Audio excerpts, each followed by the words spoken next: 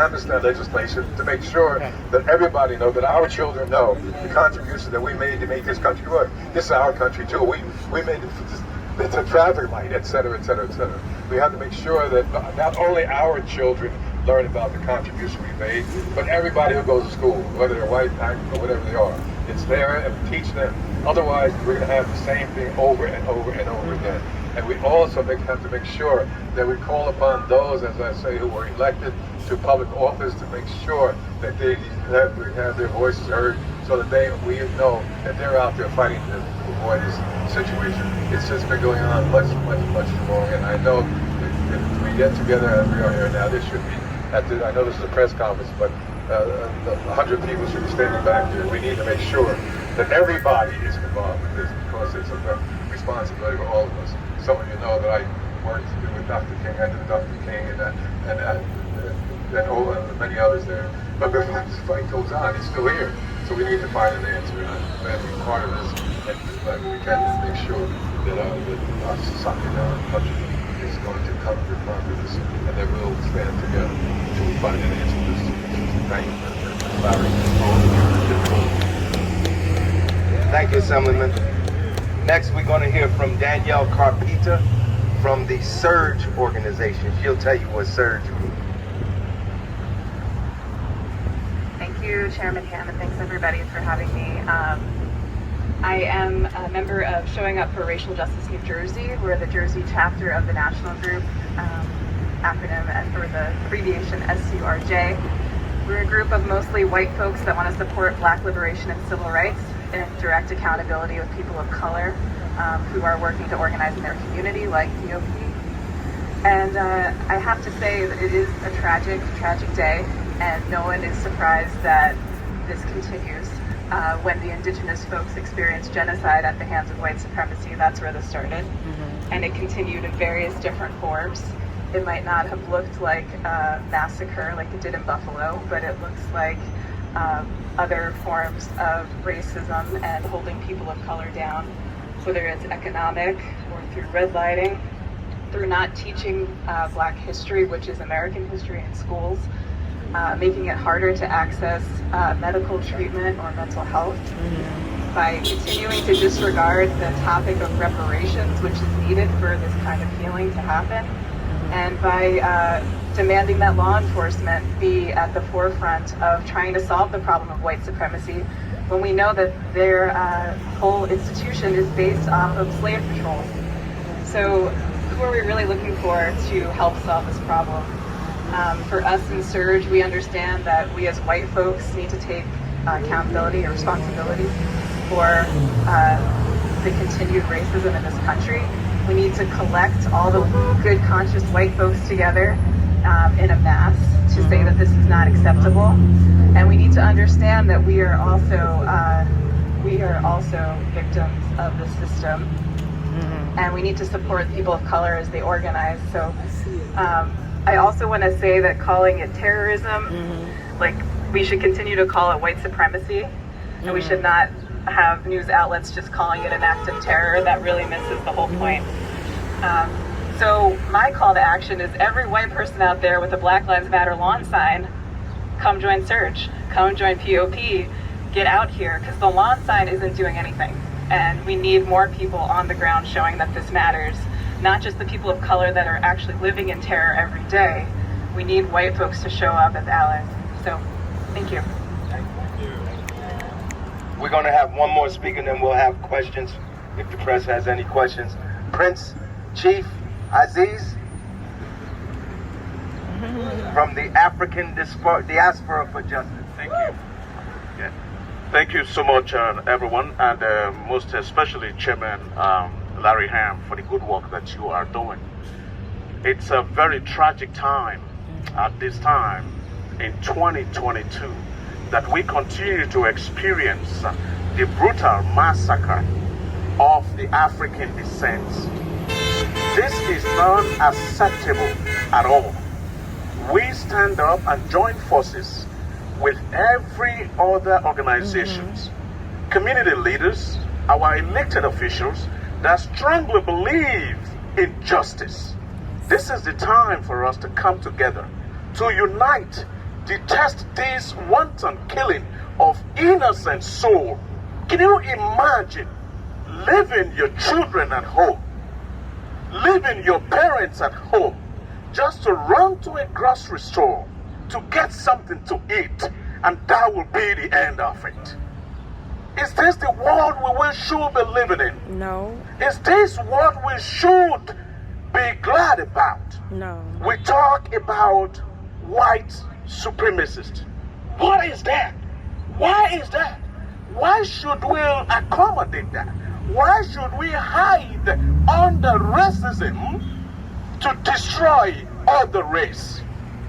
Is this what God has created us to be? No. Even animals are more living in harmony with each other than humanity. Yes. This rampage killing is becoming more and more in our society. We need a strong gun controls. Yes. We need critical check Yes. of those that are in possession of deadly weapons. Yes. The weapons are not meant to kill each other. It is time for our senators, our congressmen, our elected officials, our governors, and every legislature to stand in unison to make sure we bring an end to this wanton killing of innocent soul. African Diaspora for Justice stand with all other organizations Yes. that believe in our core value, which is respecting one another, because we all are created equal, and justice should be met equally. Yes.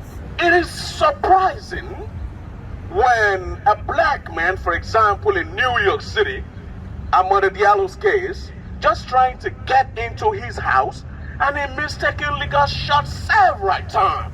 We have not healed from that. We haven't healed from George Floyd's situation. But now this happened, and in as much as we want justice to prevail, these lunatics that choose to kill innocent souls was still just gently and friendly bringing to the prison. But when it comes to the black race, they better not put their hands in their pockets, Yes. trying to get the identity Yes, card. yes. That will be the end. Yes. When are we going to stop Now. this racial discrimination? When are we going to stop hating each other? And when are we going to stop living in harmony? Okay. I call on everyone. The time is now. Tomorrow may be too late. 2022, from the death of Martin Luther King, it's quite a long time. And the dream needs to be fully realized, that we can all come to a table together, have lunch, have dinner, and dialogue together, so that we can build a better nation for ourselves and our unborn children. Thank you everyone for being here, and we will continue to stand up for this until victory is achieved. Thank you all. Well said, sir. Well said. All right, are there any questions? Thank you, Prince. Are there any questions from the press? Any questions? Did we cover it all? Is there anybody that didn't get to say anything that wants to say something? John, did you want to say? You good? All right, all right. Olayemi, come. Thank you, sir. My organization is Your Daughter. We are an organization that we fight for the rights of girls and women. And just like the previous speaker said, we are standing up for justice. It is time we come together as human beings. I say human beings. Doesn't matter your color. We have to continue to love ourselves. So it's a call for every one of us. No matter what your color is, what your race is, we have to come together as a people of God. And I pray that the Lord God will continue to help us to stand for justice in this nation. Thank you. Well said. You want your sign? Okay. Thank you. All right. Are there any questions? Any other questions from anyone? I see Queen Mother Imaku on the press side. But I want to thank everyone for coming out today. I'm not going to prolong it. The only thing I want to end with is remind everybody that this struggle is an ongoing one, that the investigation has just begun into the shooting. And, you know, in this country, you're innocent until proven guilty. So he is the alleged shooter, Peyton Gendron. But we want justice. We want justice for all those families that lost loved ones. People don't know how this disaster destroys families. You lose a mother, father, sister, daughter, a son. It just has, it's like ripples in a pond. And it just causes so much pain and destruction. So we're throughout the community, that's right. So we're going to continue to fight for justice for those families in Buffalo, but not only the families in Buffalo, for all the families that have been the victims of racist violence. You know, it's when I was pulling out the banners for today, you know, we have the Emmanuel 9 banner here.